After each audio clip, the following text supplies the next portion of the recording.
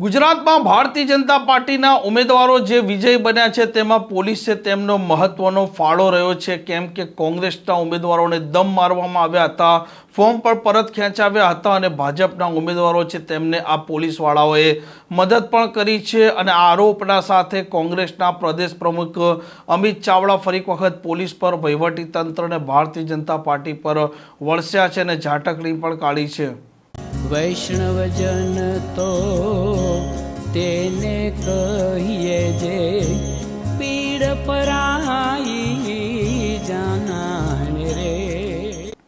નમસ્કાર, આપ જોઈ રહ્યા છો નવજીવન ન્યૂઝ અને હું છું આપની સાથે તોફિક ગાંચી। ગુજરાતમાં જે પ્રકારે સ્થાનિક સ્વરાજની ચૂંટણીઓ છે તે યોજાઈ છે અને 736 બેઠકો ભારતીય જનતા પાર્ટી બિનહરીફ જાહેર થાય છે, તે સમયે કોંગ્રેસ દ્વારા આરોપ લગાવવામાં આવે છે કે વહીવટીતંત્ર અને પોલીસ છે તેનો ભરપૂર ઉપયોગ ભારતીય જનતા પાર્ટીએ કર્યો છે અને કોંગ્રેસના ઉમેદવારોને ડરાવવામાં આવ્યા હતા, ધાક ધમકી આપવામાં આવી હતી અને તે કારણસર આ કોંગ્રેસના ઉમેદવારો છે તેમણે ફોર્મ પરત ખેંચ્યા હતા અને ભારતીય જનતા પાર્ટીના કાર્યકરોએ ગુંડાગીરી અને દાદાગીરી પણ કરી હતી અને મતદાનના દિવસે પણ આવો મામલો ઉપસ્થિત થાય છે તેવો આરોપ પણ કોંગ્રેસના પ્રદેશ પ્રમુખ અમિત ચાવડા લગાવી ચૂક્યા છે અને ફરી વખત તેમણે વહીવટીતંત્ર, પોલીસ અને ભારતીય જનતા પાર્ટીની ઝાટકણી કાઢી છે અને ગ્રામ્ય વિસ્તારમાં જે પ્રકારે ફરી વખત કોંગ્રેસ જીવંત થઈ છે, પરંતુ શહેરી વિસ્તારમાં તેમનો રક્કાસ થયો છે, તે મામલે હવે કોંગ્રેસ મનોમંથન કરવાની છે।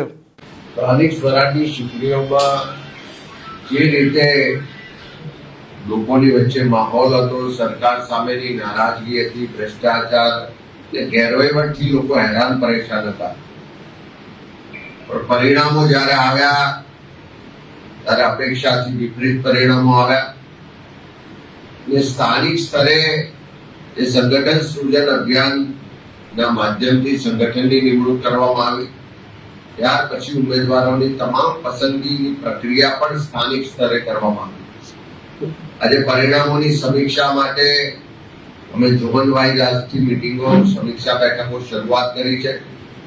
આજે 2 તારીખે દક્ષિણ ગુજરાત, આવતીકાલે ઉત્તર ગુજરાત, 4 તારીખે મધ્ય ગુજરાત અને 6 અને 7 તારીખે સૌરાષ્ટ્રની સમીક્ષા થવાની છે। જિલ્લા પ્રમુખશ્રીઓ, જિલ્લાના પ્રભારીશ્રીઓ, તાલુકા શહેરના પ્રમુખશ્રીઓની હાજરીમાં વિગતવાર માહિતી મેળવી રહ્યા છે। જે પણ અત્યાર સુધી સમીક્ષાઓ થઈ એમાં એક જ સૂર ઉઠે છે કે ભારતીય જનતા પાર્ટી સામે લોકોમાં ખૂબ નારાજગી હતી, ખૂબ આક્રોશ હતો, પણ સામ દામ દંડ ભેદની નીતિથી પોલીસ અને પ્રશાસનનો ખૂબ જ દુરુપયોગ કરી પૈસા અને બીજી જે સરકારી મશીનરી છે એનો દુરુપયોગ કરીને ચૂંટણીઓમાં પરિણામ લાવવામાં આવ્યા છે। સુરત સહિત અનેક જગ્યાએથી જે રજૂઆતો, પુરાવા મળ્યા કે ભારતીય જનતા પાર્ટીના ઉમેદવારો ચૂંટણી લડતા હતા એના કરતા પોલીસ અને પ્રશાસનના અધિકારીઓ જાણે ભાજપના કાર્યકરો હોય એ રીતે ચૂંટણી લડ્યા છે, એવી વિગતો અને પુરાવા સહિત રજૂઆતો પણ મળી છે। આ ચારેય ઝોનની સમીક્ષા કરવામાં આવશે। ચારેય ઝોનમાં જે મત મળ્યા છે એનું એનાલિસિસ પણ કરવામાં આવશે।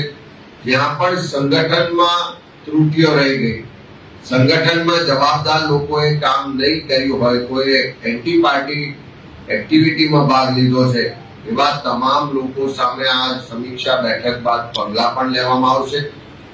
સંગઠનમાં પણ ફેરફાર થશે।